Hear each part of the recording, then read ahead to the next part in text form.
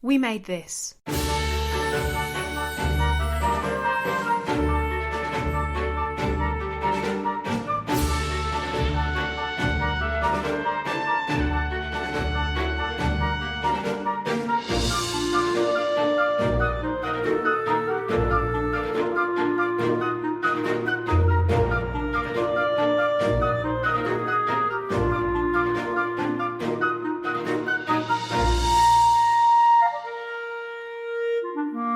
Hello and welcome back everyone to a podcast all about the sounds of cinema and discussion about them between the notes, which is where we come in. I'm Tony Black. I'm Sean Wilson. And this week we're bringing you a discussion of music from, amongst others, Jerry Goldsmith, James Newton Howard, Cliff Martinez and more as we discuss, I think in timely fashion, the cinema of pandemics and the scores that accompany them. So we've got killer viruses on the brain this week, Sean, haven't we? Yeah, and I think it's interesting, having listened back to the various albums that we've chosen, how the tones and styles and approaches of these various composers kind of mutate, and which is appropriately enough, mutate and morph depending on the film that each composer has scored, which I think is intriguing. It shows that pandemic scores, can sit amidst a host of different styles, which is intriguing. Yeah, there's quite a bit of varied stuff in that. We've picked 10 scores from 10 films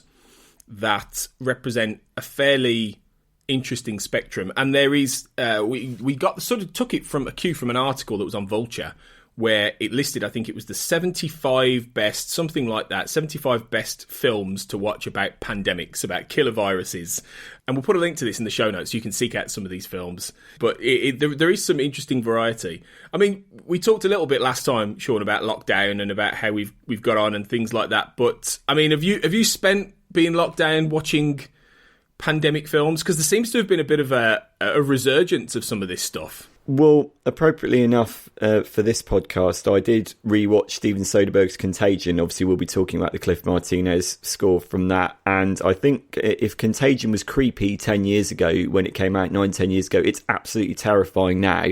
The prescience of it, the way that film in particular was able to anticipate pretty much every facet of what we're currently living through now is really quite extraordinary. Obviously, Soderbergh is known for his attention to realistic detail, but right down to the scene where Kate Winslet as the scientist explains the R naught, the reproductive number, it's like, oh blimey. They got there, they brought that into the mainstream very, very, very early on, 10 years ago. Yeah. Which is interesting. Yeah, definitely. I can't bring myself, I haven't watched anything, I can't bring myself to watch films like that. I can't bring myself to rewatch Contagion. I always remember when I did go and see it at the cinema 10 years ago, I remember being terrified by particularly the end of that film. And I came out of that film and I was like, right, I'm washing my hands. And I went straight to the toilet and washed my hands. And I remember saying at the time, I remember speaking to my mum, I think, on the phone, and I was saying, we all need to wash our hands, Mum. We all need to be doing it all the time, right? And Within about a month, I'd forgotten.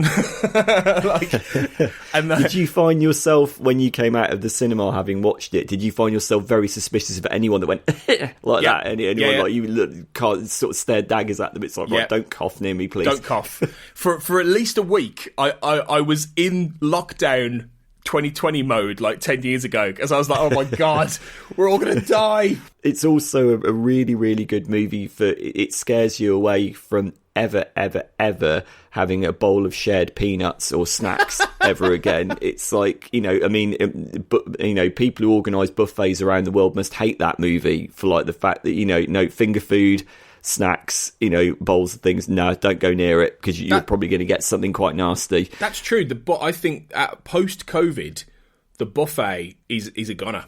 Like I don't think anyone is going near anything like that, even when we don't have to socially distance in the same way.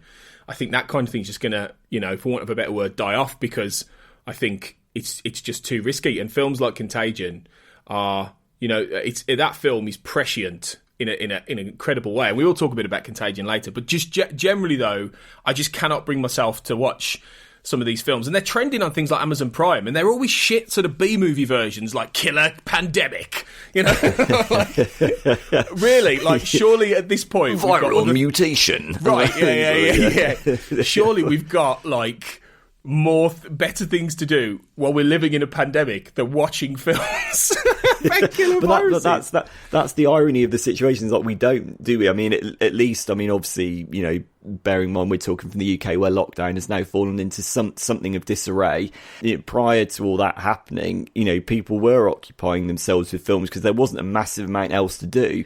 And I think that Contagion spiked to become Warner Brothers' most streamed or downloaded movie or something. It spiked in popularity, which is extraordinary given that it's now nearly 10 years old.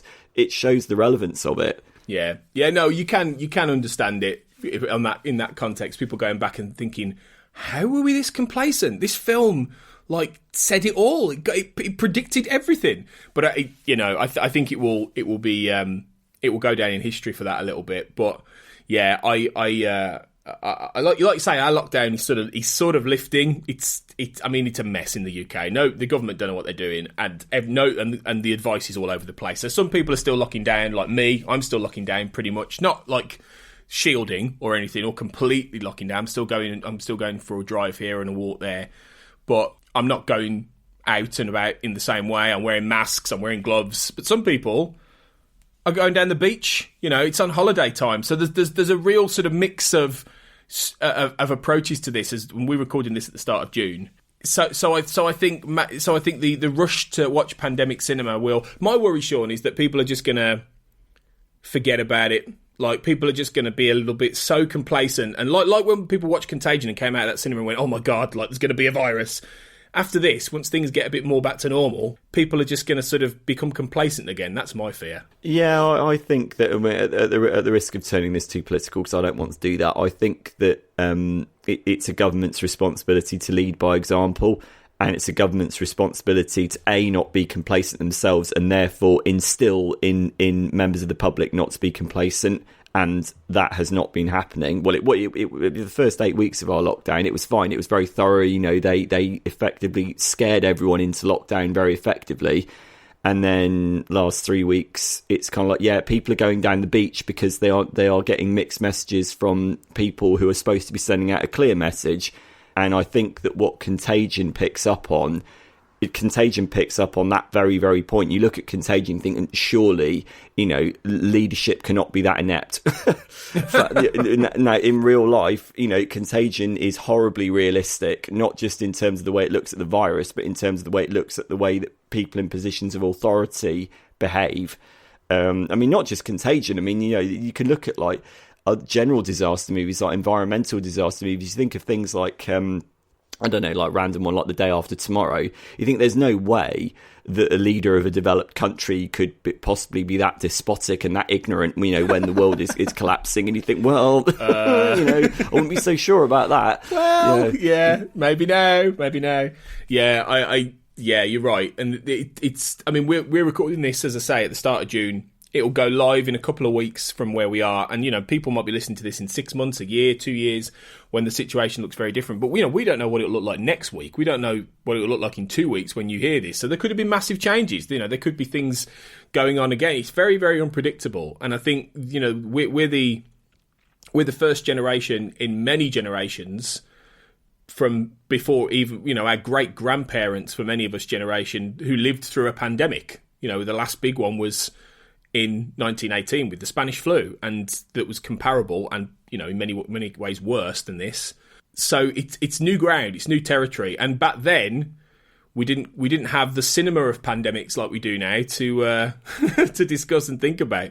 But despite whether you're watching these films or not, there is some interesting music, as we say. So, like I say, we're going to get in and we're going to talk about 5 films each that are different sort of versions of pandemics. They're certainly not all the same kind of thing, but they all cover different sort of spectrums of what you would class as a pandemic movie. A movie about a virus, a movie about a mutation, that kind of thing. And as usual, right now with the kind of style of podcast we're doing, we're not licensed to play any of this music on the show, but we will put a Spotify playlist together where you can listen to pretty much most of these tracks. I think the majority of them are on Spotify, so you can enjoy that. And if you are listening, and we'll put the Spotify in the show notes. If you're able to, listen along while we talk about these scores, as we said last time. So let's kick off then, Sean. What's your first one going to be? What would you like to launch? What virus would you like to launch at us first? Well, shall I do Contagion first? Because we've just been talking about Contagion. Makes sense. Makes sense. Yeah. So this was a collaboration between director Steven Soderbergh and composer Cliff Martinez, who had worked together several times before. You think of things like Traffic and Solaris. And Martinez is generally comes out of the Red Hot Chili Peppers and has emerged as a kind of minimalist, experimental composer. So some of his work is more engaging than others. I mean, I think, for example, what he did on the Nicholas Winding Refn film, Only God Forgives, was brilliant. Oh, that's a really interesting score. I know the film divides people because it's savagely violent and unpleasant, but the use of the electronics and the organ in that score I thought was very, very interesting. But I think comparable to that is the score for Contagion, which I think is brilliant. It was devastatingly effective in the film because what it does is it's got these like pulsating little electronic beats that repeat in these kind of repetitive cells of sound, and they gradually kind of increase in intensity based on a given track that obviously accompanies a given scene. And underpinning that, what you have is a kind of bass heavy piano. And I don't really know the ins and outs of the textures. What I can assume from what Martinez is doing is that the piano is the kind of organic element, the human element, and the electronics are the kind of viral element, and the two things are kind of butting heads and overlapping. And the word I would use to describe the score is queasy. There's a kind of queasy, unsettling air to it, which is very, very effective in the film. There is this sense of just steadily percolating dread and doom. And, given that it's a Steven Soderbergh film and it was praised by scientists for being exceptionally well researched and exceptionally realistic. And as we can see now, the movie is incredibly realistic and it foreshadowed a lot of what we're going through now. But it's a Steven Soderbergh movie. It's a dialogue heavy movie, as so many of his films are. And the music, I think, has got a slightly tricky job of just augmenting when the characters are explaining so much, when they have to explain so much because it's a complicated viral situation. The music has to do a very careful job of not just reinforcing what we're understanding through the dialogue. The music has to be sort of getting at something underneath the fabric of the film, and I think it does. I think what it does is it gets that sense of anxiety that everyone in the film is feeling. The scientists, the members of the public. Obviously, you've got Matt Damon, who plays the asymptomatic. Sorry, can't help it. But you've got him as the asymptomatic guy whose wife, his wife played by Gwyneth Paltrow, is 0.0. So you've got that story. Then you've got the scientist played by Lawrence Fishburne and Marion Cotillard and Jennifer Ely and Kate Winslet. But there is a consistent tone to the score, which is no matter where you are on the social spectrum, no matter what your job is, there is a steadily escalating sense of dread that's propelled by this electronic, organic score by Cliff Martinez. And I think it's a really good score. I mean, maybe not that pleasant to listen to on its own terms, but not all film scores are designed like that. In terms of the film, obviously, and the main purpose of a film score is to serve its film, as we've talked about that before.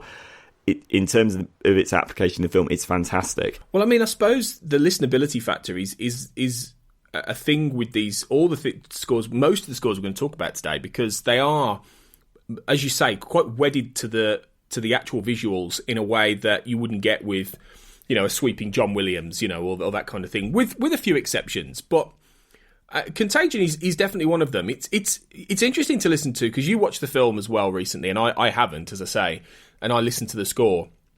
It's interesting to listen to it on its own terms because I think Dread is absolutely right. I think I always remember the track that stands out to me. And stood out to me even before I went back and revisited is Bat and Pig towards the end, which is, I know you mentioned to me when we were talking about doing this episode, because that is sort of part of the crescendo of the end of the film, isn't it? And I remember it's set to like a montage sequence, and I remember that film, that sequence, and that was the music that stuck with me after the film, because it felt like the tension was just racketing up and up and up and up, and you come out of that film feeling like you are terrified of everything around you. You don't want to touch anything. I didn't want to touch anything. I didn't want to touch the door coming out of the cinema. I didn't want to touch the railing going down the stairs. I didn't want it was literally like that. Yeah, it's astonishing. It leaves you with a real sense of, oh my god, like we are all going to die. And I think I think that wouldn't have been as effective in the film were it not for the music that Martinez puts out there. Definitely, I think it absolutely contributes to why you come out of Contagion terrified of everything. And it really, what they should have done is inject Contagion into our eyeballs every week for the last 10 years. So we didn't forget it, because everyone forgot about it. And what it actually did was tell us what was going to happen in 10 years. on the subject of that last track, which accompanies the final scene of the film, I think you're absolutely right about that. I think also, in terms, the music also serves the non-linear nature of the storytelling. I think this is very, very important. The movie starts on day 2. You don't begin the movie by learning what the inception point of the virus was. Only in the very last scene of the movie do you go back to day 1 and discover how Gwyneth Paltrow got it. So that's a very, very clever structural device by Steven Soderbergh, because by learning that at the end, you're denied any kind of sense of catharsis in a way. You're denied any kind of sense of release. You're left on this kind of like tenterhook of like, oh my God, that's really scary. That's really scary. And I think that the music doesn't resolve either.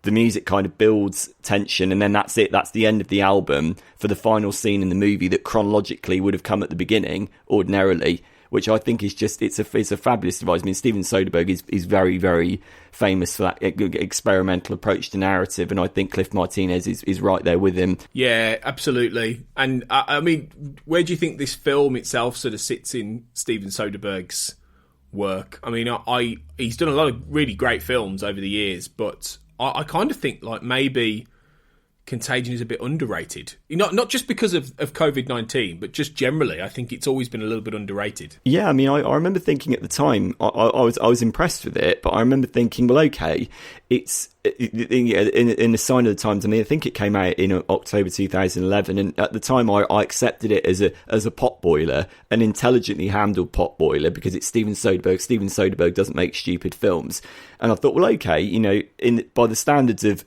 what I would expect from this director, clearly it's a well researched, albeit fantastical construct. Fast forward 10 years later, it's probably become his most relevant film. Yeah, which is really quite astonishing. Ironically, yeah.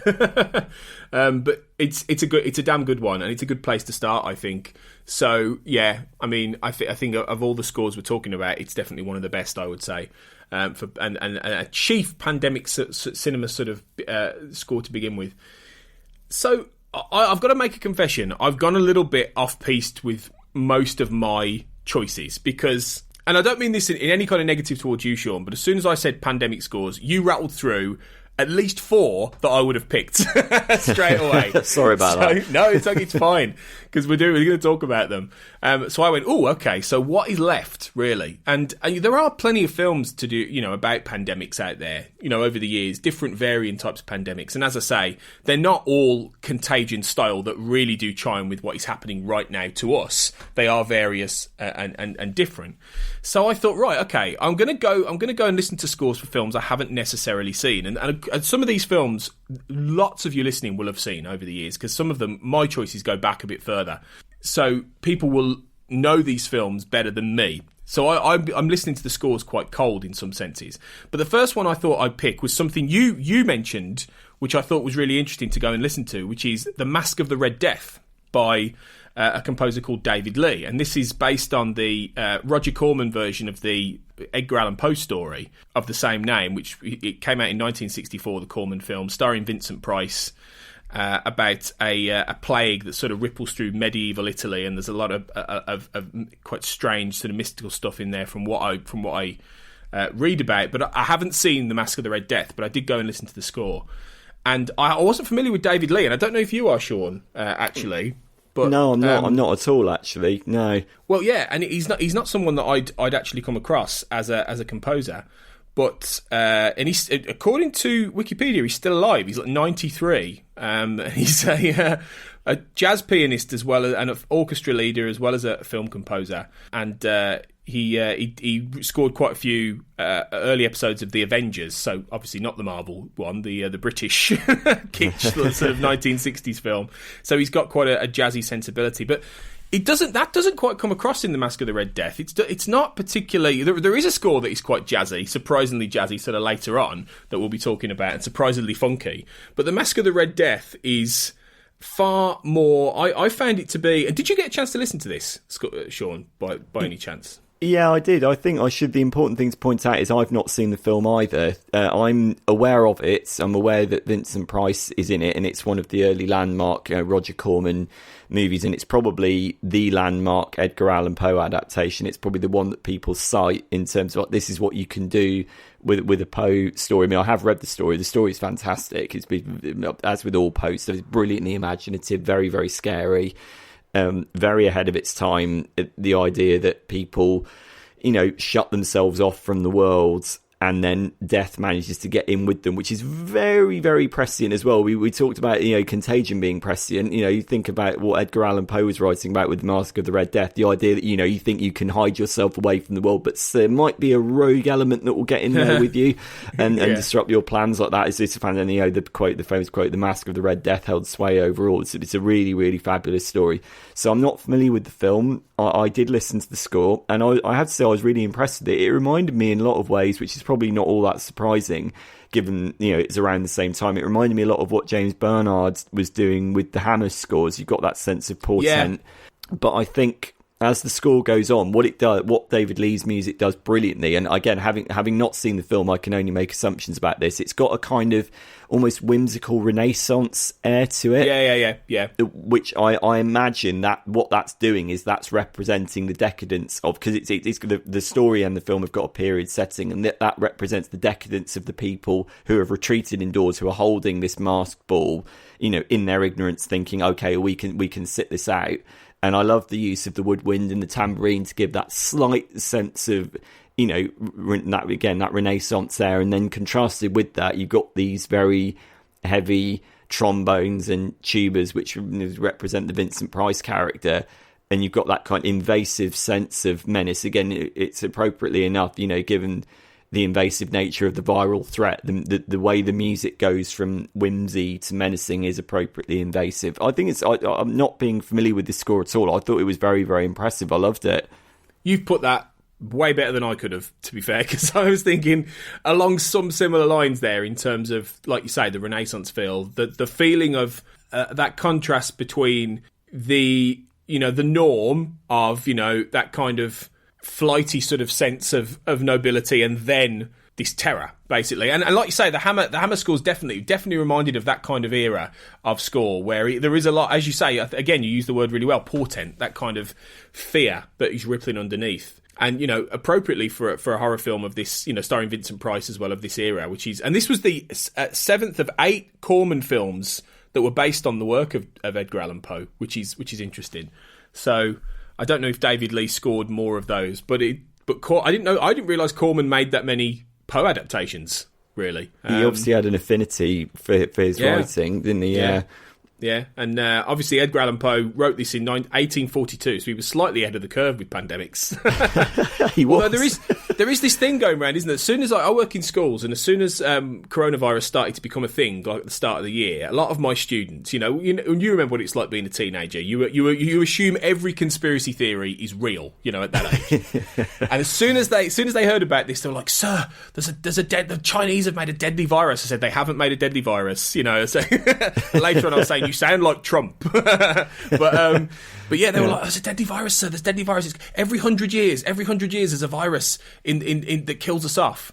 And I said, "Don't be ridiculous." And then I went, "Actually, 1918, And there was one in about 1820 as well. And then I suppose you could trace it back, couldn't you? I mean, I don't know when the bubonic plague was. Could that have been like 1318 or something? I don't know. I'm not a historian, but I don't know. I think the Black Death. I think it falls down at the Black Death, and theory goes away. But I was like, and then I went, no, you're in your late 30s. You don't do this. There are no conspiracy theories. It is not anyway. But it made me laugh. Maybe Edgar Allan Poe remembered that pandemic, but yeah. So the Mask of the Red Dead, it's definitely made me want to go and see the film, which is one that obviously loads of people have seen, and is a bit of a black spot in my filmography. But what's your next one then, Sean? Is this a black spot in your filmography, or are you familiar with this one? Well, I was going to do Outbreak by James Newton Howard because I kind of thought this is probably the most conventional. Well, actually, we've got another one later on which is slightly conventional, but this is almost certainly one of the most conventional that we're going to talk about today. So, Outbreak by James Newton Howard. So, I mean, in terms of, we're talking about, people re-engaging with pandemic films during lockdown. This seems to be one of the films that people have re-engaged with, unsurprisingly. It's a glossy, all-star, mid-90s Wolfgang Petersen movie about an Ebola-like virus that is transmitted by a monkey that's taken from Africa and then gets loose in a Californian coastal town, and then all of a sudden everyone starts getting infected, and it's about, right, we need to lock down the area, otherwise the whole of America is going to be brought to its knees. Funny that, isn't it? Yeah, it's funny they got there in 1995 with this story. And I mean, what you've got is Dustin Hoffman, Dustin Hoffman like chewing the scenery up as the main like sort of army guy, who butts heads with his former friend, now superior Morgan Freeman, who is in thrall to the evil chin-stroking military commander played by Donald Sutherland in one of the more ridiculous. I mean, let's be honest. Yeah. The movie isn't. It's a Wolfgang Petersen movie. It's not subtle. No. And the more it goes on, the less subtle it gets. When you get into set pieces involving helicopters, like helicopter chases, and people running into rooms and kind of throwing papers down, you go, you got to sort this out now, and it's kind of it's not a sober film. Let's be honest. No. It is an entertaining one. And the scene where Cuba Gooding Jr. Remember him, where Cuba Gooding Jr. used to be in movies. Go? Yeah, I know exactly. Yeah. I lament the fact we don't get him in films anymore. There's the scene where they finally do track down the monkey in California, and then they've got to get the girl whose house it is to try and draw the monkey out. And there's that sort of standoff where it's like, I've got the gun with the tranquilizer dart, but I could hit the girl, and like there's a lot of like just ridiculous moments. Yeah. But I think. I mean, the irony being that the sillier the film gets, the more entertaining James Newton Howard's score gets. Yeah, because obviously, as the action, James Newton Howard is a fabulous composer. We've talked about him before. He's a very chameleonic composer. He adapts to lots and lots of different genres, and he's done so many fabulous scores. You think of his work for M. Night Shyamalan, like The Sixth Sense, The Village, Unbreakable. You think of the big sweeping scores that he's done, like Wyatt Earp. He's done more kind of minimalist scores like Snow Falling on Cedars. He's done pastiche music in Restoration, which is one of my favourite scores of his. He's also a brilliant action composer, as is heard in the likes of King Kong, the Peter Jackson film. So in this, I have to say, I don't know if Outbreak is one of Newton Howard's most distinguished scores. And for the most part, it works effectively enough in the film. But it's a score of two halves. The first half of the movie, which is the relatively more sober half, you've got these kind of... Well, there is an African texture to the percussion and the use of various instruments, which suggests the virus. I think it's called the Mataba virus because of where it comes from in Africa.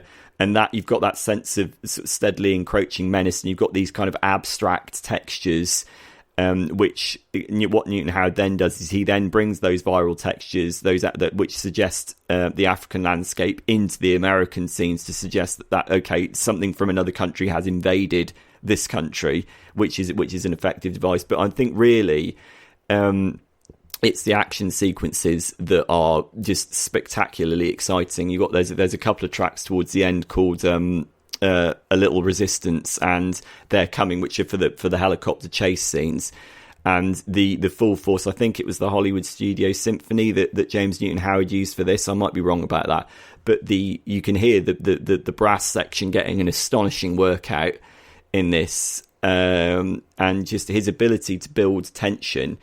Even though what's going on is completely daft, it shows that what film music can do is, even in the midst of daft sequences, the music can build that sense of sincerity and that sense of emotional engagement, and it can help the scene resonate more. And just the action tracks are absolute belters. I believe A Little Resistance might have been used in a lot of trailers throughout the 1990s, because obviously what they used to do is they used to use film music from earlier films and apply them to trailers for later films. So you don't really get that but sometimes you get that. That used to be a real thing throughout the 90s, but it shows what a signature style James Newton Howard has. I mean, it's so explosively exciting that obviously someone here heard the score for Outbreak and thought, wow, that will do very well to promote our trailer in this film over here. I mean, the moment about 3/4 of the way through there coming, where you've got the standoff between Cuba Gooding Jr. and Dustin Hoffman in the helicopter, and then the bomber that's coming over, because the idea is that Donald Sutherland, is the fiendish military guy, wants to basically obliterate the entire area where the virus is, to basically sort of cover it up. And yet he also wants to harness it and use it for his own ends, but he wants to remove any evidence that the virus was ever there. And there's a helicopter sort of bomber standoff. You know, you do kind of expect Dustin Hoffman to do the Raymond but he doesn't do that, sadly. But the score is brilliant. I mean, if you listen to that track on its own, you'd be forgiven for thinking it's not a viral pandemic score. It is just a ripping blockbuster action score. But that's only part of the fabric of it, I think. Yeah, you absolutely. And Outbreak was one of those. He's one of those films that just screams mid-90s cinema to me, like alongside Crimson Tide, The Rock, you know, Die Hard with a Vengeance. I grew up watching these films on video when I was a kid, and I've seen Outbreak a few times. It's been quite a long time since I watched Outbreak, but it's always been a particularly silly favourite, because when you line it up with something like Contagion actually tries to get to the nub of what this could be. Outbreak is a big, daft Hollywood, you know, blockbuster, like you say, for all these reasons. There was an excellent article that was written. I can't remember who did it. I read it very recently. It was talking about Outbreak specifically. It said, well, Outbreak perpetuates the Hollywood savior myth, the idea that one person can save the world, which I think you're absolutely right. There were a lot of movies like this in the 1990s. I mean, the 1990s was the era of the glossy, high-concept, all-star action movie. You don't really get a lot of those anymore. I mean, I suppose those films have now been supplanted by comic book movies to an extent.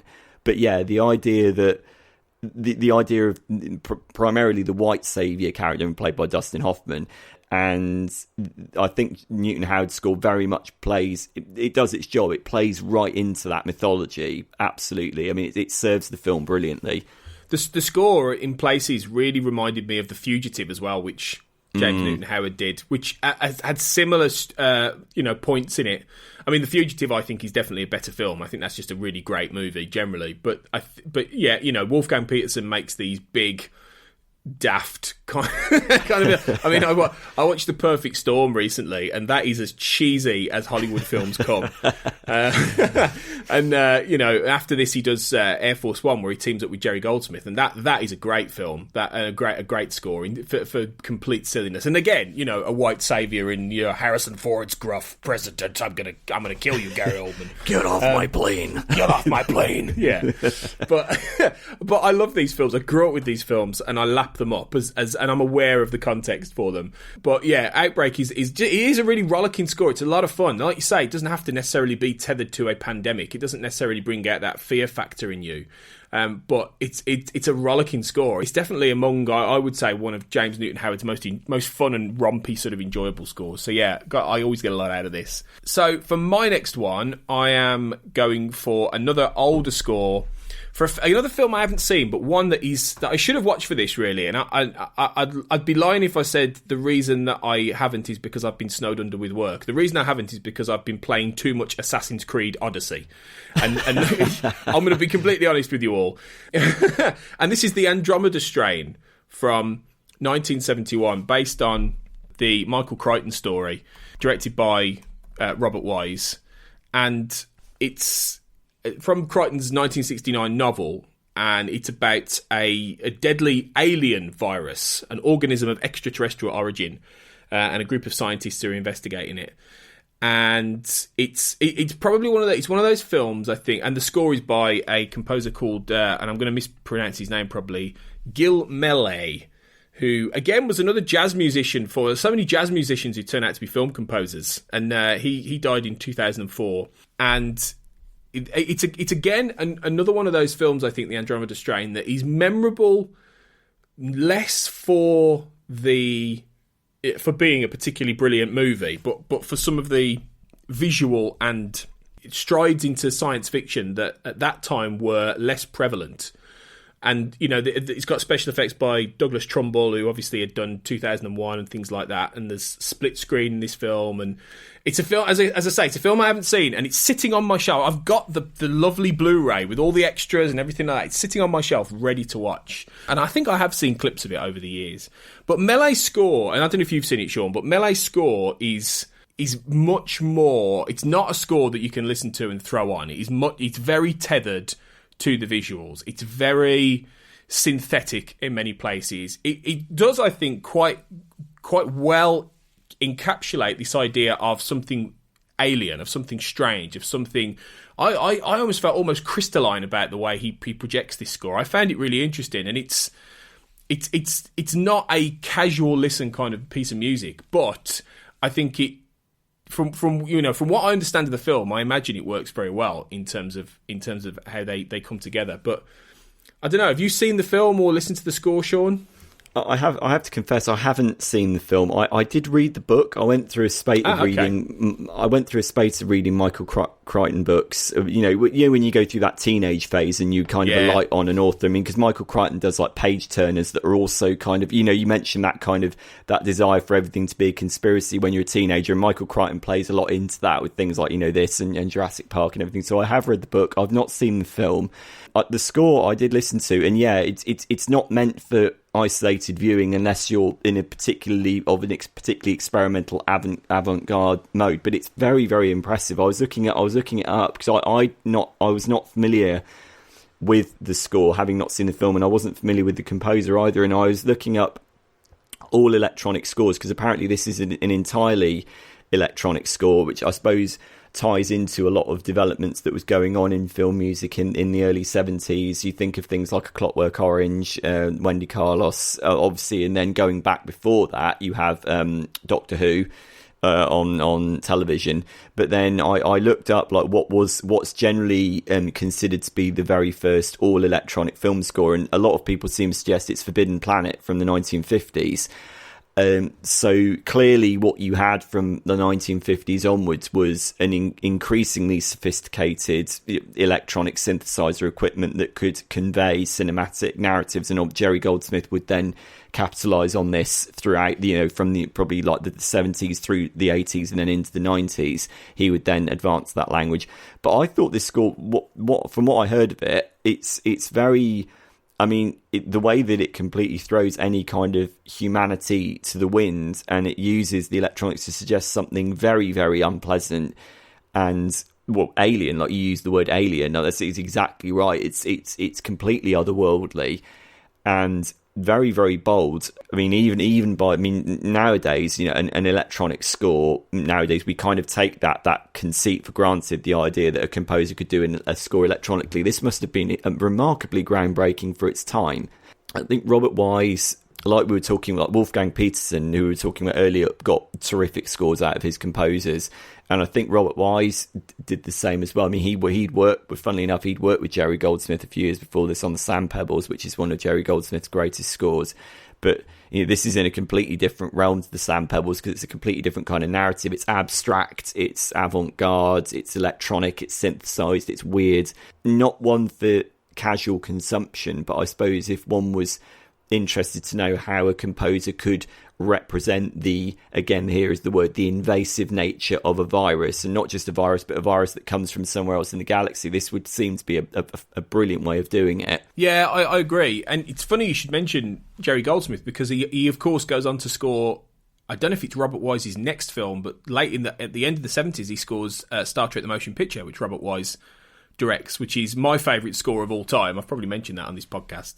And it's just a beautiful piece of work, very listenable outside of the movie. So, And he could have gone for Gil Melee to provide a very sort of, alien synthetic orchestra, electronic score for the motion picture, because that's all about this, alien intelligence that comes back to Earth after centuries. But he doesn't. He chooses a very sweeping. So it's interesting how he didn't go with Goldsmith for this, and he wanted something more. Maybe it's because the story, by definition, is a scarier approach to like an alien virus. This idea of something completely unknowable, an organism, and so that's something that would then recur in a lot of fiction in subsequent decades. There's lots of alien viruses floating about. There's one in, to be honest, a film that I probably could have got away with covering in this is the X-Files film, which is all about an alien virus. Yeah, that's true. And I probably should have mentioned that. Really, that should be one of my choices, I guess. But yeah, it's an interesting piece. Not that listenable outside of the film, but it's definitely made me want to get that film off the Blu-ray. I'll get that Blu-ray off the shelf. So, I think just on the Star Trek point, I think that's really interesting. I think, yeah, you're right. I think the Andromeda Strain is about paranoia, and it's about isolation, and it's about alienness, whereas I think that Star Trek, by its very nature, has a kind of romanticism to it. It has a kind of optimism to it. And I do wonder whether maybe that's why Robert Wise alighted again on Goldsmith for that, because Goldsmith was able to get that. He was a composer so brilliant at getting that sense of sweep, that sense of a voyage, which is what that film demanded. But also, I think what Goldsmith could do all electronic scores, and he did do that. But Goldsmith was magnificent at crisscrossing the boundary between organic and synthetic in the course of one score, which is what he did in Star Trek. I think he used the blaster beam, and I just think that maybe it was Goldsmith's sophistication in that and how that could be applied to the Star Trek narrative that made Robert Wise choose him. Perhaps it's hard to say, but it's very interesting, and it's interesting how Wise goes for different scores covering not massively dissimilar territory, I guess, but it's. I'll find out when I actually watch the Andromeda Strain, when I can tear myself away from Assassin's Creed, but it will happen eventually. So, what are you going for your number 3 then, Sean? So, I was going to go for "It Comes at Night" by Brian McComber, the composer who I'm not familiar with, but I have seen the film a few times. The film is fantastic, very, very creepy, very scary. It's directed by Trey Edward Schultz, who I interviewed last year for his most recent film Waves, that's not a viral pandemic movie. But if anyone is looking for a sweeping, emotional family drama that's told in an incredibly bold and arresting way, go and watch Waves. It's a fabulous film, and he was a lovely, lovely person to speak to.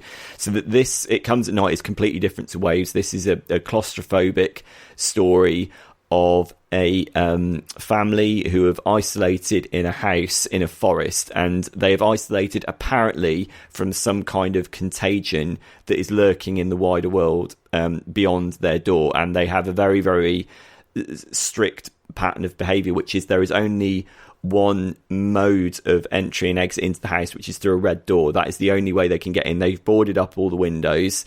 They've retreated from something that appears to have devastated the wider world. But the brilliant thing about the movie is it doesn't really show you really anything of what's happened in the wider world. Everything you're seeing is through the prism of this one family and their interpretation of what they think has happened. So automatically you think, okay, are we dealing with a situation that maybe is more nuanced than it seems?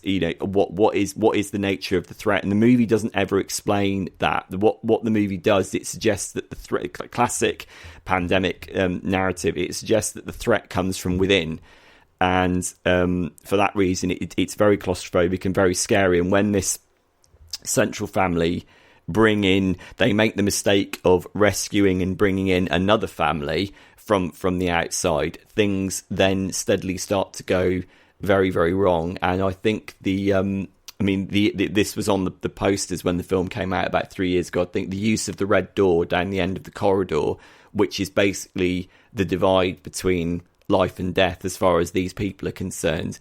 The shot of the red door being slightly ajar when it's not supposed to be just becomes one of the most terrifying images. And I should point out that this film also stars Kelvin Harrison Jr., who I also interviewed. He was also in Waves. He's a regular collaborator with Trey Edward Schultz. A lovely, lovely, lovely person, and he gives a fantastic performance in both films. So the score, again, not a score that's necessarily meant to be listened to outside the context of the film. It's incredibly astringent and uncomfortable as it's meant to be. I was reminded, maybe it doesn't owe so much to film music as to the sort of modernist classical masters. You think like Ligeti, Penderecki, Bartok. You know, think of, for example, some of the pieces of music that Stanley Kubrick used in The Shining. It owes more to those kind of contemporary modernist classical composers in terms of their use of tone and texture and the use of the strings to convey a sense of escalating terror, like the fact that it never really lets you sit still. I mean, I suppose I was also reminded when I was listening to it of Mika Levy's score for Under the Skin, which had that kind of grinding, like eerie, sort of nerve jangling approach, but again primarily through the string section, although that did go electronic at some points. I think that Brian McComber's score in terms of in the film, it works gangbusters. It's very, very effective. You know, you have to be pretty brave to listen to it outside the movie. I did, and I was kind of like, right, okay, I don't really want to listen to that again on its own terms. But I mean, have you seen this film? Yeah, I went to see it at the cinema because I remember it being touted as the big new thing. You know, I think, when did it come out? 2017 was it? Yeah, I think so. Yeah, and so it wasn't long after Get Out. I think Get Out was slightly earlier that year, and it was being touted as the big new terrifying horror movie, and it wasn't really that. I feel like it kind of was. I mean, if I remember, the trailer tried to up the ante in terms of that as well, and it wasn't that kind of film, and I was a bit wrong-footed by it, if I'm honest. I came out of it thinking it was quite impressive, but it wasn't really the film I went into to see, and I think the marketing sort of tried to pull you in on a false, which is what they do all the time, isn't it? They try and lie to you to get you into the cinema. Yeah. And I would have gone anyway, because I found, you know, I like Joel Edgerton. I like the concept was interesting, but I feel like it was a far quieter sort of character piece than I really thought it would be, and I was quite surprised by that. But I did enjoy it. I found Macumber's score, when I listened to it, it felt very. And you've described it brilliantly, really. But to me, it felt very sort of background and underneath. In terms of a solo listen, it plays to a very measured sort of tone, and then, you know, like you say, in the Red Door, it sort of builds to, you know, quite a crescendo in some senses. But it's not the kind of score that stands out, and I don't mean that in a bad way. I mean it in a way that it feels like it is tethered well to the kind of film that Trey Edward Schultz makes. Yeah, I think that's spot on. That is, I suppose that there is. I mean, I suppose just to address the actual viral nature of the film. I mean, the film begins with a shot of a body being burned, and that is pretty much as much content. And the main characters that all have protective suits on, and you've got this kind of like buzzy, sort of tormented soundtrack, which again is meant to get under your skin and is meant to suggest something that's unhealthy and potentially dangerous. That's as much context as you get. There are bits of music that accompany some very, very nightmarish vision sequences. There are some very, for my money, some very, very scary sequences involving people, you know, who appear to manifest. It's a nightmare sequence with like blood coming out of their eyes and coming out of their mouths and everything. But the reason why those scenes appear is because it's reinforcing the paranoia of the characters, but you don't quite know, are these characters being paranoid or is there a genuine threat? I think you're absolutely right about the marketing of the film, actually. I think because it came from A24, who marketed The Witch, and A24 have emerged as the kind of saviours of the independent horror boom. They've done a lot of extraordinary films over the last few years. And I do think you're right. I think that I think the Witch was also emphasised as being more of a jump out of your seat horror movie than it was. I mean, The Witch was a fabulous film, but it wasn't scary in the way that they marketed it. And similarly, I think you're right. This film isn't scary in the way that they perhaps sold you on. It is about paranoia. It's about, if you're in an enclosed environment with a group of people, what happens when one person makes a certain decision that compromises everybody else, which is, you know, very, very appropriate given the situation, the state that the world is in at the moment. Yeah, for sure. In terms of people making choices in terms of where they go and who they see and what they do. 100%. I did enjoy it. I did find it quite compelling, but it was, because I do like those kind of films. I love The Witch for the fact it was understated in many ways. But I don't think the score stood out to me. Like, I remember Mark Corvin's score for The Witch really sort of arresting me and being quite terrifying.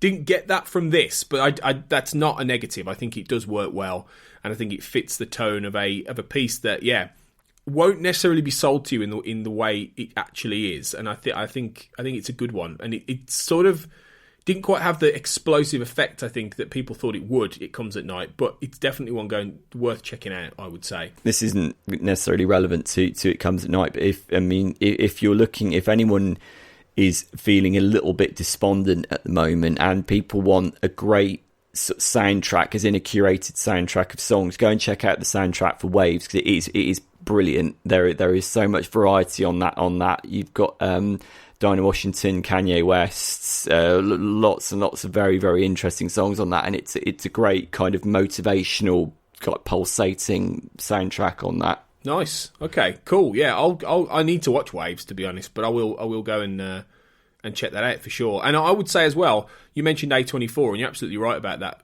production house and stuff. There's a podcast, the A24 podcast, which is ran by a friend of mine called Lee Hutchison for another network, but it's well worth going and checking out. He's interviewed Trade with Schultz on there. He's got a good relationship with A24 now, that he gets a lot of good interviews and he speaks to the stars and the directors and stuff. It's a really good podcast. It's worth checking out. The A24 Project, I think it's called. So yeah, that's one to go and look. So free advertising there, Lee. You're welcome.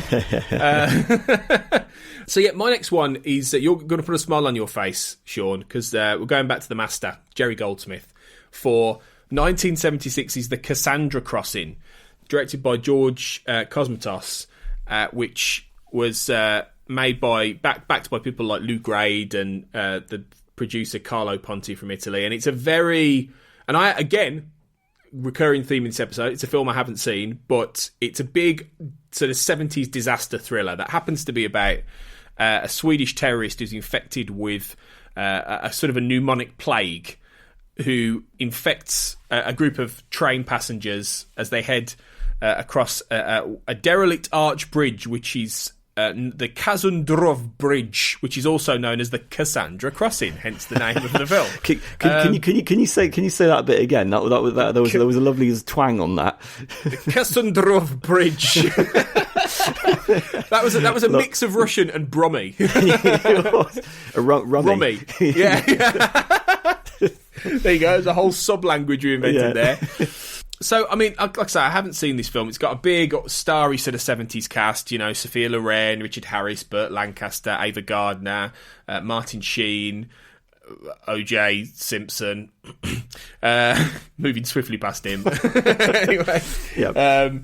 But yeah, it feels like it's in the vein of those kind of films, back in the day, things like The Towering Inferno and The Poseidon Adventure and that kind of stuff. But obviously, it's got a plague at the centre of it, and this one I think is played by Goldsmith as much more of an action adventure, rip roaring kind of piece of work. I think in a way, in some ways, you mentioned the Sand Pebbles earlier, Sean. I think in a way it was sort of along a little bit more of those kind of lines, I would say. Something a little bit more rowdy and fun and boisterous, I guess. And and Goldsmith obviously could do all kinds of different things. And while this film hasn't really, stood the test of time, I think, in being massively in the public consciousness. But I did quite enjoy the score. I thought it was quite a lot of fun. I mean, as you know, I've bored you enough with this before. I very rarely speak out. I very rarely speak out against Jerry Goldsmith. I think he was the greatest film composer of all time, and I think even when he was working on not sort of twaddle like this, he just kind of he brought his A game. I love that word, twaddle. I think it's a brilliant. Good word. Yeah. I think that Jerry Goldsmith was able to bring an astonishing amount to all of his projects, regardless of the quality of the script or the finished product. He always ploughed 110% into it, and that's the mark of a true professional film composer, that when they can look past the garbage that they're scoring and actually put a lot of effort into the music. And this is a film, I have seen this film like years ago. All I remember, spoiler alert people, is that it actually ends on a very, very bleak note with the train actually going off the bridge. The bridge blows up. Sorry, I'm sorry, I've just spoiled it for you there. But no one's going to watch it. It is on YouTube if anyone really wants to go and watch it. But yeah, it's not going to happen. Yeah, and the train does that. The bridge does actually blow up. The Cassandra crossing blows up, and the train actually goes off the bridge. You think, well, okay. I mean, the movie is cheesy and it's a B movie with A-list actors in it, but at least it had the guts to actually end in that way. But yeah, Goldsmith's score, I think, is very much. There are a lot of kind of like sort of Euro pop like thriller scores going on in the mid '70s. Think of like Ennio Morricone was doing a lot of things like this at the time. Maybe John Barry as well. The idea of them, the main theme has got this kind of European, like sort of jazzy romanticism to it, which obviously is, as you've described the story there, is entirely appropriate for the context of the story. And the way that Goldsmith takes that kind of slightly lounge jazz, like sort of chilled main theme, which to all intents and purposes is very pleasant, and then warps it and distorts it, particularly in the action sequence. I mean, no one wrote action music like Jerry Goldsmith. He was the best at it. I know we praised James Newton Howard earlier, but all film composers owe their action music styles to Jerry Goldsmith, frankly. And there's a track called Helicopter Rescue, which again does that thing that Goldsmith does brilliantly, which is there are intervals and time signature changes and an emphasis on what Goldsmith was very good at doing was building little cells, like little repetitive little bursts of notes, which would then build and build and build throughout the course of a particular track. And there's a lot of action music on this score that does that brilliantly. It's not a Goldsmith score that I'm particularly familiar with, but I think what it does show is that there is more than one way to score a pandemic movie. And I think in this instance, he scored it as a sort of ripping, like Euro action adventure movie. And I mean, we should point out that George Cosmatos worked with Goldsmith again on Rambo: First Blood Part 2, maybe on another film after that as well. And First Blood Part 2 is one of the best action scores of the 80s. But I think that, I mean, I'm not sure in terms of the Cassandra Crossing score. I'm not sure how much Goldsmith actually emphasises the pandemic side of it. I mean, to be honest, the film is more occupied with sensation and it's more occupied with heroics. So I'm not sure if there was much room for Goldsmith to actually capture that. It's more a sense of the situation in which the pandemic is occurring. Like, what do you think about that? Yeah, I think that's it. I think it's like I say, I haven't seen the film, but I think from what I have read about it and things like that, it's not about. It's not about a pandemic as much as it's about a lethal virus that, you know, people are trying to stop, you know, and I suppose that's the difference. This one's taking a little bit more of a liberty, I suppose, with the idea of this, in that it's all about the disaster element of, you know, a train, glamorous passengers, you know, a threat to all of that. So appropriately, Goldsmith scores it like a romp, and I think that's the best way to approach it, really. So it's not going to be a film that stands up as one of those great sort of pandemic films, but it does show, you know, the range of how you can tell a story about a killer virus, I suppose, and that's part of the fun of it, really. And even a Goldsmith score that isn't one of his greatest and one of his most famous is still damn good. You know, it's still one of those. You put this in a list of scores to films that are probably a little bit duff. You know, great scores to films that are a bit rubbish, or twaddle. I think we need to, great scores for twaddle. I think we need to bring that back. When Goldsmith was on autopilot, he was better than most composers in their prime. Yeah, that's how good. Exactly. That's how good he was. I mean, his absence in film scoring is really, really profoundly felt at the moment. Just think of what he could have done with so many films that have come out in the last 20 years, because he passed away in 2004. Just think what he could have done with, say, some of the Marvel films. But yeah, that's a conversation for another time. Yeah. Oh, if only. Oh, that's yeah. But yeah, so that's my next one. What about yours, Sean? What are you going to pick for your number 4?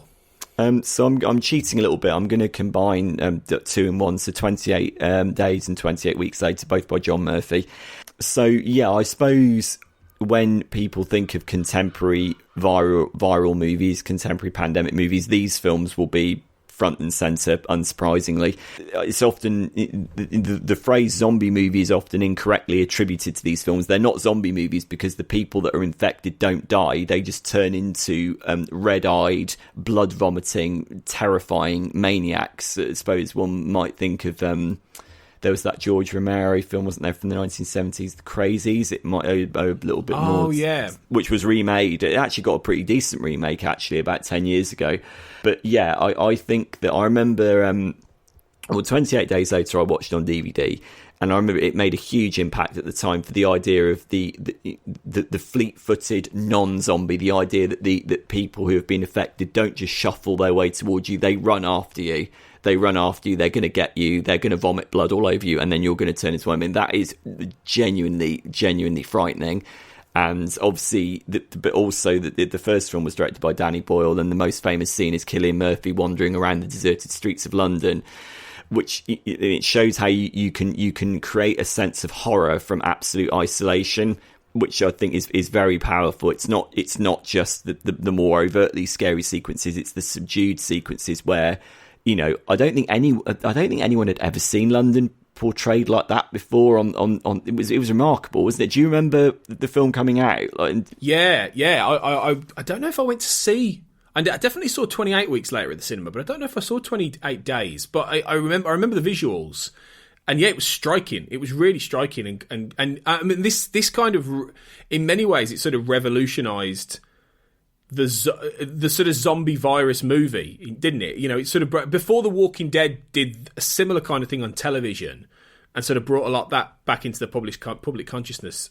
It feels like so many things have been inspired by 28 Days Later in the, what is it, 20 years now, roughly, since that came out? I think so, yeah, I think so. So it does feel like it was a bit of a trendsetter, and it's definitely quite iconic. That whole sequence, of the isolated London stays in your mind. It's the first thing I think of. You know, if somebody mentions this film, that's what's in my head. So that's the power of it. And I suppose to bring it back to John Murphy. I mean, John Murphy's score in that sim. John Murphy's does a largely electronic score, and the sense of apprehension and just bewilderment that John Murphy conveys in that, which I suppose, because one must also say that as we're going through at the moment, a viral pandemic doesn't just create a sense of fear and anxiety. It just creates a sense of genuine bewilderment and bemusement, as in what on earth is going on? Like the sense of devastation and desolation. I think John Murphy gets that brilliantly in the early sequences of 28 Days Later, and then you've got the classic track in the House in the Heartbeat, which accompanies one of the final scenes where Cillian Murphy comes back to rescue Naomi Harris's character from the British soldiers who want to procreate and start society again. That's a really famous bit of music. It's been sort of ripped off, referenced, dropped into various trailers and things like that.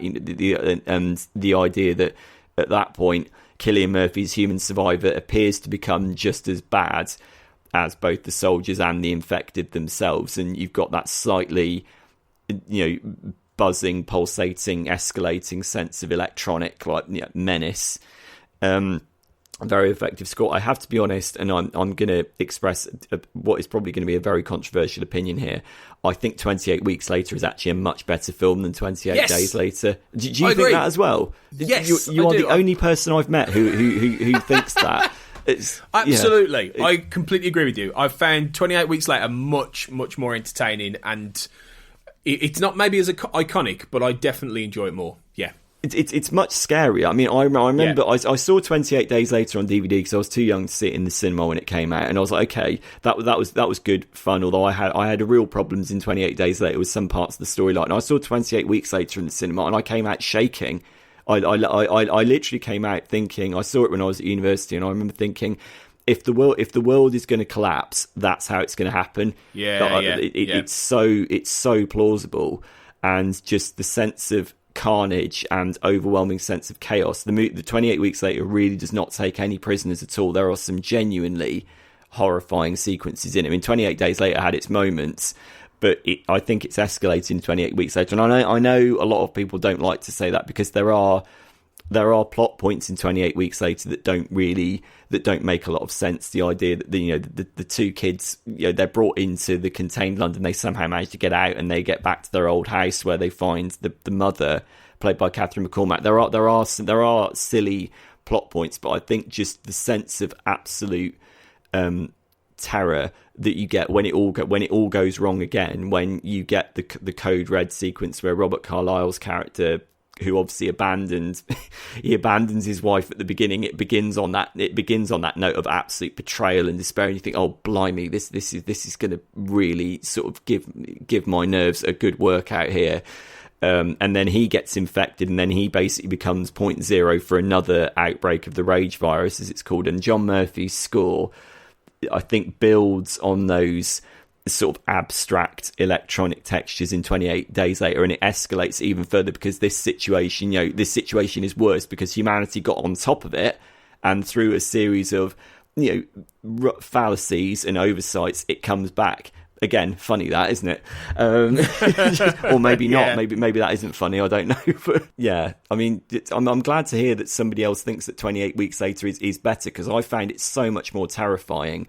It's just relentless. I think, in fairness, though, I understand why people might like Days more, because Days I think conveys that sense, like you say, of isolation and post-apocalypse, I guess, in a really interesting way. But I always felt like the problem with 28 Days Later is that once they get to all the army stuff with Christopher Eccleston, it sort of tries to become a different film, and I was a bit like, I didn't love that as much. Whereas 28 Weeks Later is, like you say, it's relentless, it's violent, it's bloody, it's horrible, it's terrifying, and it's just a bit more pulsating for me. It just feels like more of a complete piece, even if maybe it's not as artful or as iconic as Danny Boyle's film. I get why that might be preferred, but I think Murphy does a great job with the music. I mean, there's that particular track, and I think it's from 28 Days Later, which is in a house in a basement, which is that brilliant guitar, like a sort of a guitar piece ramping up the tension and the escalation. And I kept thinking, I don't know if I'm misremembering this, but did he reuse that in Kick-Ass? I think it was used in Kick-Ass. There is a scene. Is it the scene where Nicolas Cage goes into the warehouse and then he takes the Big Daddy was scene? Yeah. Good, because I was convinced of that. I was listening to it thinking, this is the Big Daddy scene in Kick-Ass, surely. But yeah, so I'd forgotten that they were both used in the same film in very different contexts as well, which is interesting in how he manages to score that, and it can apply to two very different things. Well, I mean, it shows what a brilliant bit of music it is, and it's almost become a defining track in terms of paranoia and anger and rage, appropriately enough. And I think that those tenets of that music are taken even further in 28 Weeks Later. There is this thing. There is the Code Red track, which accompanies that horrible sequence where everyone has been locked into the underground car park or wherever it is, and then Robert Carlyle gets in.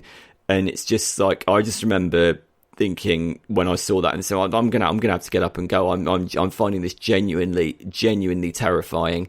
And the music, the way the music kind of completely leaves any kind of organic sense of humanity behind, and it just builds this kind of buzzing sense of rage and horror. The music it's mixed very, very well in the sound design. The same in 28 Days Later as well. I think the mixing of the music and the sound, which is obviously pivotal for any film, is done very, very well in both films. Although I have my problems. I mean, I like you. I think 28 Days Later fell down badly when it got to the soldier scene. I also think there's actually some really bad acting in 28 Days Later. Which isn't the case in 28 Weeks Later. I think the quality of the acting across the board in 28 Weeks is a lot better, and I really do. The actors convey the anguish and the horror in 28 Weeks Later brilliantly, but there's some really duff performances in 28 Weeks Later, particularly among the soldiers. He's like, oh look here, we got some new people in it, didn't we? Like that, and it's like, could you not do the soldier with the comedy Cockney accent? Yeah. It's just, it doesn't work. Like, no, I'm with you on that. I am. 28 months later, they've talked about it for years. I mean, I'd love it, to be honest. I would, yeah. It feels like now's the time to have a run at that. Do you know what I mean? After all this has happened, you could do a really interesting spin on that. Given what everyone's lived through with this pandemic, I think 28 months later should be absolutely fast track now. You know what I thought was interesting? Because the final shot of 28 Weeks Later is the fact that, the kids get out of the UK, and then you don't know what happens, and then it cuts that shot in Paris in front of the Eiffel Tower with all the infected running towards it. I kind of thought, well, 28 months later, is there a possibility of people holed up in the Eiffel Tower? People sort of hiding in it. Cool, they've got supplies, and the infected are trying to get up. They're trying to climb up the sides or whatever. I mean, I don't know. That was what immediately struck to mind as soon as I saw 28 Weeks Later for those done. What about people confined to the Eiffel Tower? They can't go up, they can't go down. what are they going to do? But yeah, I'd love whatever they do with it. I'd love to see it. Get on the phone to Alex Garland. Tell him. Alex Garland. Yeah, I suppose we ought to give Alex Garland his credit. Actually, we mentioned Danny Boyle, but yeah, Alex Garland, another increasing genius of sci-fi with Ex Machina and Devs and Annihilation. Yeah, fabulous filmmaker. This is it. It would make sense for him to just write and direct 28 months later now, given he's made these great films, really good films. So who knows? I think it'll happen eventually. To be honest, I think it's a when, not an if, with that film. But we'll see. So I'm going to roll back the clock a little bit, and I've got two more left. So I'll rattle through these. So my next one is 1971's The Omega Man by Ron Grainer. And this is based on the Richard Matheson story, I Am Legend, the novel, the quite famous post-apocalyptic novel, which then was made into I Am Legend with Will Smith. But The Omega Man was the first kind of adaptation. No, actually, it was the second one, because they made The Last Man on Earth with Vincent Price in the 60s, actually. So I tell a lie. This was the second adaptation. But probably one of the most famous, or would have been the most famous until the Will Smith one. So it stars Charlton Heston, and it's all about there's a massive biological warfare conflict that destroys the human race, and Robert Neville is the only guy left. He injects himself with a vaccine and makes himself immune. The plague wipes out the rest of the world, and he is the only survivor. So, or in theory, the only normal human survivor, and he wanders through a landscape and then ends up hunting and killing a cult of plague victims turned into albino mutants. So it's quite again, I haven't seen the film, directed by Boris Sagal, who had quite a horrific death. I don't know if you know this, but he died when he accidentally walked into propellers of a helicopter and was partially decapitated. Yeah, making something. Oh my god! Yeah, and he was the father of Katie Sagal, who was in Married with Children and Sons of Anarchy, and there was the voice of Leela in Futurama. Oh my god! Yeah, and horrible. A bit similar to how Vic Morrow died on the Twilight Zone movie. Yeah. But yeah, very similar time as well, the early 80s. But anyway, poor bloke. Really awful way to die. Yeah. Anyway, this was about 10 years after the Omega Man. But haven't seen the Omega Man, but I listened to the score, and I was really surprised here, because Ron Grainer I remembered as being the guy who particularly did the theme music to Doctor Who, the very famous theme music to Doctor Who. And I hadn't heard anything else he'd ever done. So I listened to this thinking, maybe this is going to be a bit, not necessarily Doctor Who-y, but sci-fi and melodious. And this was like I went to a jazz club. Like, this reminded me, weirdly, quite a lot of it reminded me of kind of a blaxploitation kind of film, or particularly George Martin's Live and Let Die, actually, which was around the same time, which all use a lot of trumpets and jazzy kind of sounds and stuff. And I was like, is this a post-apocalyptic sci-fi movie? What the hell is going on? So what did you think? Because this really took me by surprise. It did with me as well. And I think I thought exactly the same thing as you. I thought this could be a blaxploitation score. This could have been done by Isaac Hayes for Shaft. Yeah. And I thought, isn't it fascinating? I mean, there were a lot of composers, as I mentioned with the Cassandra Crossing earlier, there were a lot of composers doing this. It was in the mode of the time. You think of like Ennio Morricone, John Barry, Jerry Goldsmith, and so on. But yeah, I thought it was... It's very, very, very interesting, and I've not seen the film. I've read the book, I Am Legend by Richard Matheson. I've seen I Am Legend. I've not seen this particular adaptation, and I'm not massively familiar with Ron Grainer's work, but I thought the main theme was, it seems a bit weird to say it was lovely. It was very, very listenable, and it's got that kind of like funky beat to it, which I'm assuming is meant to represent the modernity of the Charlton Heston character, the fact that he's a man out of time. But, you know, I think there's something very interesting about the use of jazz to suggest something that's human, which I imagine that was a deliberate stylistic choice. But then if you listen to the rest of the score, again, I'm speculating because I haven't seen the movie, but the textures that are used for the infected tend to go more towards like the glass harmonica, like the electronics, the organ, and the way that butts heads with the jazz ensemble is very, very, very interesting and very experimental. But then that's what you would expect from Ron Grainer, right? Given he did Doctor Who. Yeah, that's true. Yeah, and I guess maybe the blaxploitation thing is partly because there was an interesting aspect to the film where it was one of the first interracial kisses to appear in a movie, and between Charlton Heston and Rosalind Cash, who plays a character called Lisa. And it was in the script, this was particularly put in because the Black Power movement was in the news and it was happening around this time. It was quite prominent. And in '92, Whoopi Goldberg got Charlton Heston on her chat show to talk about this and talk about how this was one of the first kisses. And in his autobiography, Charlton Heston, who, you know, I'm not.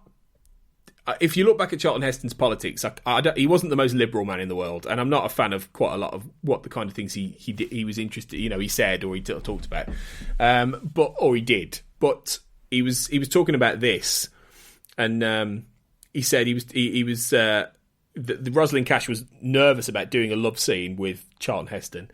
And he said, it was in the 70s that I realised a generation of actors had grown up who saw me in terms of the iconic roles they remembered from their childhoods. And it's a spooky feeling, she told me, to screw Moses. Very good. Yeah, very good. And I think that's... So maybe the score, I don't know, Grainer composed it on some level because he knew this relationship was in there, and he was tapping into some of the, you know, the cultural, you know, rising cultural sort of aspects at the time, maybe. Yeah, I think, and also I think as well that it's a pandemic score that musically doesn't appear to address the essence of a pandemic. What it addresses is the nature of the central character, and you're right, the nature of the context in which it was made. Like we were saying about the Cassandra Crossing, you know, musically it doesn't absorb those kind of invasive under the skin textures that, like a lot of other scores that we've talked about today, but it shows there is more than one way to skin a cat, and there are... The context in which a film score is written is just as important as the nature of the music itself. And I think that this score is very, very interesting. I was reminded actually of a lot of for me also it had overtones of a Western score at more than one point, which I think that's appropriate for the narrative, given that Charlton Heston is the last man, you know, the last non-infected man, and he's, you know, there's a moment of reckoning. It's like the last stand kind of thing. And I was reminded of a lot of Jerry Goldsmith's Western scores, actually, like Bandolero and things like that. But yeah, I mean, also I suppose the one thing we should mention is that on the album there is the quotation of the Max Steiner track "A Summer Place," which apparently, I looked this up, apparently plays during the pre-credit sequence in the movie. I haven't seen the movie, so I don't really know what the context of that is. I can only imagine that that's meant to establish a kind of human element that maybe then gets threatened by, you know, the epidemic of infected people. Yeah, perhaps that's interesting. Yeah, but it's definitely a track, a score that's definitely worth seeking out. And you know, I will go and watch the film eventually at some point. But yeah, I was pleasantly surprised by this. I thought it was great. It was a really nice listen outside of the movie as well, which is one of the...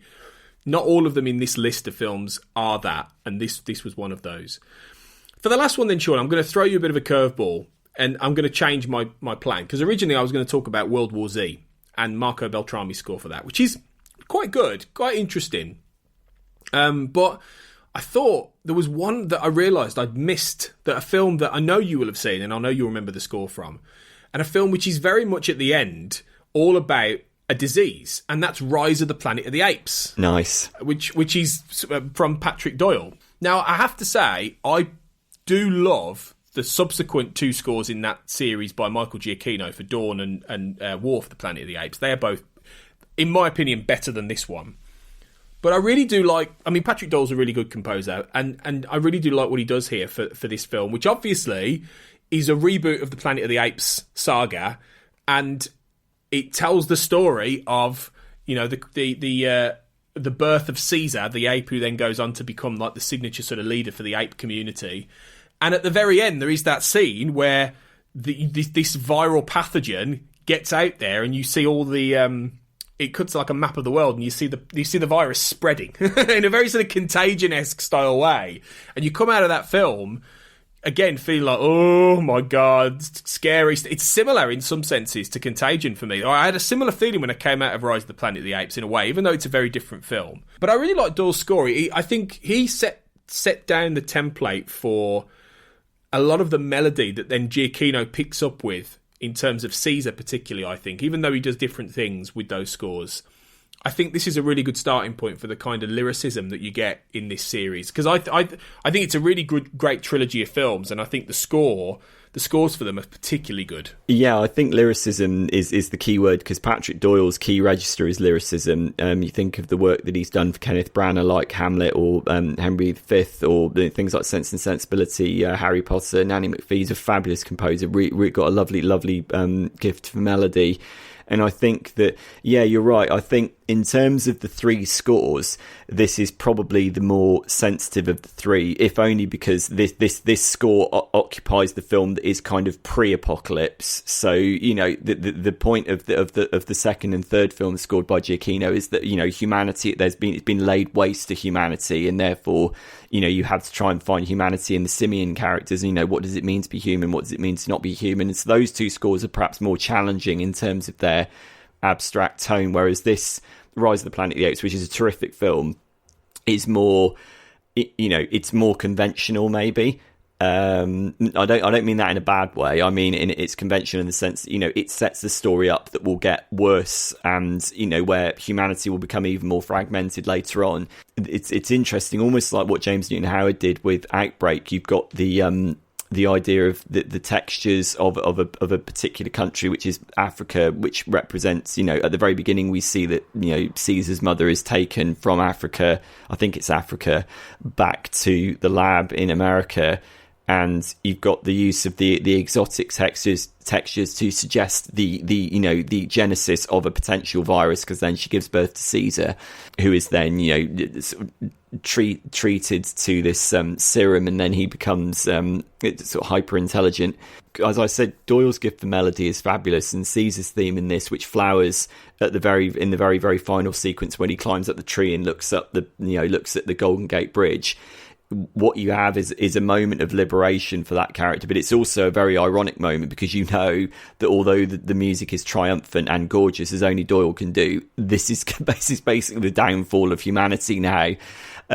Caesar's freedom comes at the expense of humanity with this virus that's about to be unleashed. I also think that what the score does is it demonstrates that Doyle has got a real capacity for action music, which isn't often tapped, and then certain scores have done that. You think of Harry Potter and the Goblet of Fire has got some very, very dark, arresting, like, gripping music in it, but the actual Outbreak scene when Caesar leads the Simian uprising is brilliantly scored, and there's a lot of use of exotic percussion in it to suggest the fact that, you know, this is being propelled along by, you know, a kind of, you know, there is an exotic origin to what's going on. There is also a kind of viral underpinning to all of this.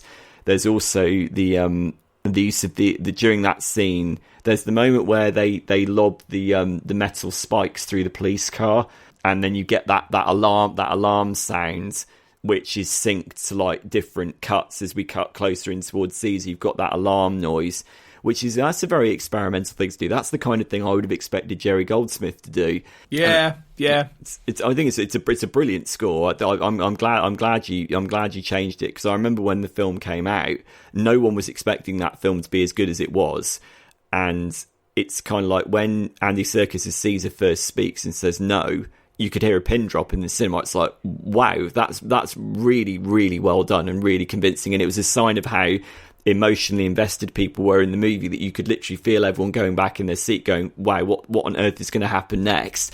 And I think the confidence of that whole trilogy is that it manages to really make Caesar the main character, the ape, the main character who carries the whole thing. And, not all of the human characters end up carrying through all 3 films. That's a rarity in itself. And I think a lot of that is to do with the music. And I think Giacchino particularly builds on that brilliantly in the next 2 films, particularly War for the Planet of the Apes, which I think is a masterful score.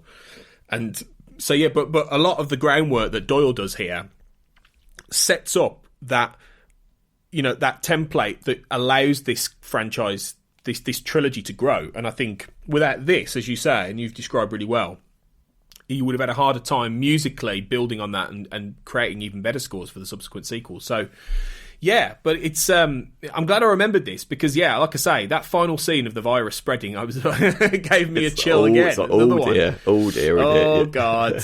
And again, when was this? This was 2011, wasn't it? 2011, yeah. Same year as Contagion. So that year we had 2 films that were filmmakers in Hollywood going, there's going to be a virus, guys! Why didn't we listen? Why didn't we listen to them? Why didn't we listen? Cinema's been telling us about this for years, for decades. There will be a virus, guys. It's going to get loose. Lots of you are going to die. But we didn't listen. And we're not trivialising this. Hopefully people don't think we're trivialising this. It's what's happened is terrible, and there's so many people have died, and it is tragic.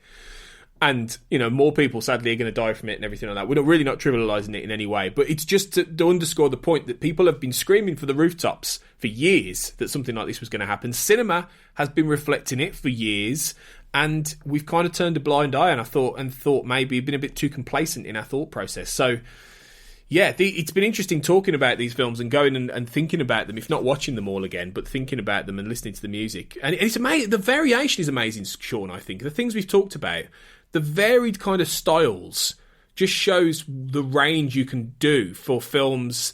And to be fair, the difference in the approaches to viruses and plagues and pandemics that cinema has given us. Yeah, as I said at the beginning, I think that film music is marked by its adaptability and by its ability to mutate and take on different forms, to take on different compositional styles, different tones. And yeah, I think what we've talked about today shows that it's a very the genius of film composers. They have to be enormously adaptable to a host of different genres and stories from different directors who might have different approaches and so on and so forth. Some of these films have dealt with visual effects, some haven't. Some of them have been like sort of thriller scores, thriller movies. Some of them have been more sober examinations of it.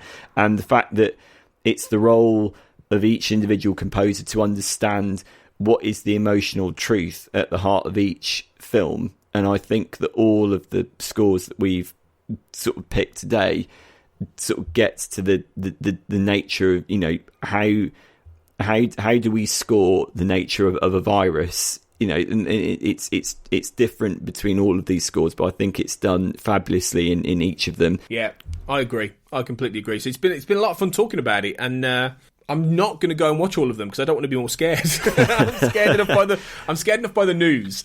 So, but I will go and listen to more of these scores. And like I say, there will be a Spotify playlist that is in the show notes that I encourage anyone to listen to if you haven't already. That can give you a little bit of a taste of some of this stuff. So, yeah, thanks, Sean. It's been great. We'll be back soon, won't we, for another discussion, another hopefully fairly timely discussion. We don't 100% know what that's going to be yet, but we've got some ideas. So. As always, it's great to talk to you, and just stay safe, Sean. Just and you, yeah, be safe fun. Out there. Yeah, yes, stay safe, and we'll speak soon. Yeah, for sure. And remember, guys, we're on the We Made This Podcast network at We Made This Pod and WeMadeThisPod.com, where there's lots of other podcasts that will give you a little bit of a taster about in a second. But we'll be back very soon. And as I say to Sean, but stay safe, guys. Look after yourselves and your families, and until then. Keep listening to the music, and we hope you've enjoyed us talk about it between the notes. Elsewhere on We Made This. The time is now. A Millennium podcast. I have actually seen the 2006 Asylum movie, The Da Vinci Treasure, which is one of these mockbusters or knockbusters. It's absolutely terrible, apart from one thing. The antagonist of that movie is played by an actor called Lance Henriksen. That's the only reason I watched it. Right, okay. Right. I watched it quite drunk, as I recall, which is probably the best way to watch it. But Lance is the only reason to watch that, so I'm not suggesting I'm going to go and watch it. But it was very much a sort of knockoff of the same sort of storyline and so on. But yes, sorry, I've gone off topic there. But it's okay. It's my fault for looking at my Dan Brown books and thinking, why did I buy them in the first place? But I was 18. I'll put it that I was 18. We played this. Where and when did your journey with video games begin? You see, this is why I had to be honest about my age, because my first video gaming experience was the Sinclair Spectre. Oh, Specky guy. Well, you see, we didn't have anything like that in our home. And I was old enough to have had a 48K, but my dad kind of resisted. So we did get the 128K, and that had a built-in fucking tape deck, which was the coolest thing in the 80s. Cinemortuary podcast. Yeah, and yes, they kind of run around hell a bit, which to be honest doesn't look that bad. It just looks a bit like a night out in Doncaster. Yeah, it's just a bit janky, isn't it? They're just in someone's basement. Yeah, exactly. I believe this is where we get the only bit of tit in the whole movie as well. Yeah, very briefly. Very briefly. Very briefly. It's there and it's gone. The best part about this for me when I was watching it is at this point, just as they go into hell, my girlfriend stands up from her chair and tries to ask me what's going on. Check out all of these shows and more on the We Made This podcast network.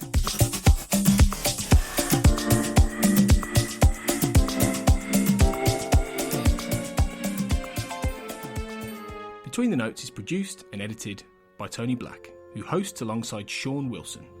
You can find Tony on Twitter at AJBlackWriter and Sean on Twitter at Seano22. You can find Between the Notes on Twitter at BTW_notes, on iTunes, your podcast app of choice, on Spotify, Stitcher and on Spreaker, where the show is part of the We Made This podcast network. For more podcasts all about TV, film, books, music and popular culture in general, you can find We Made This on Facebook and on Twitter at We Made This Pod. Thanks for listening.